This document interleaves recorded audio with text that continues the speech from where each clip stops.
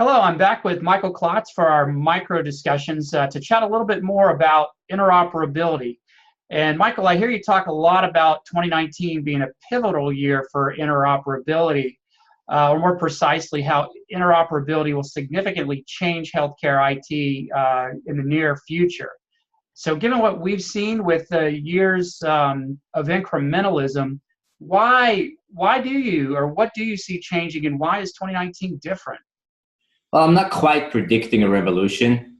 At least it won't be all playing out in 2019. However, if we take inventory of the progress made to date and the programs that are gaining momentum today, I think it's very reasonable to talk about interoperability causing significant shifts for the better in healthcare systems. Yeah, you and I have been talking a lot about these developments and trends with interoperability frequently, and I think it'd be helpful if you could summarize what you see as the top 5 drivers that are most significant. Yes, we found that there are a number of drivers that are accelerating the adoption and utility of interoperability. I would say there are 6. The first one, legislation rules.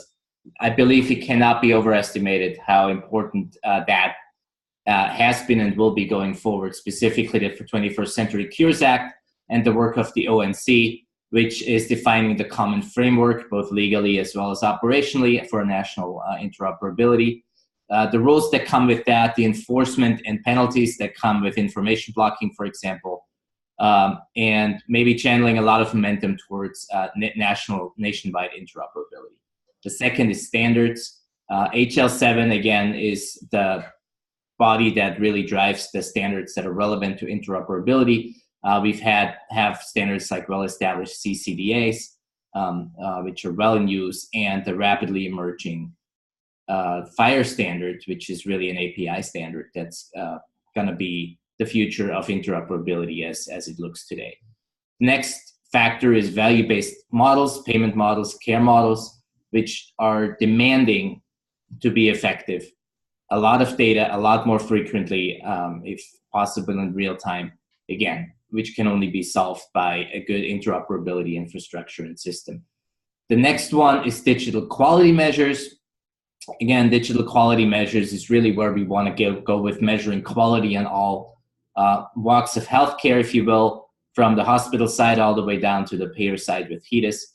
And the structured data that will make that more feasible and effective and accurate is really also a byproduct of interoperability.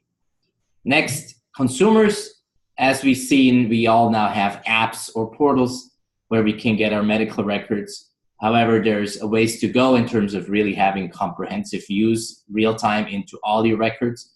Interoperability, again, will be a key factor in that. And last but not least, technology. I have said for some time that the technologies we need have been in existence for a while, but obviously they're still important. So put all these together, and we have a set of very powerful drivers. And I believe the acceleration of that will also become quite interesting and disruptive for certain business models. And I think we'll talk about more on that in the next session.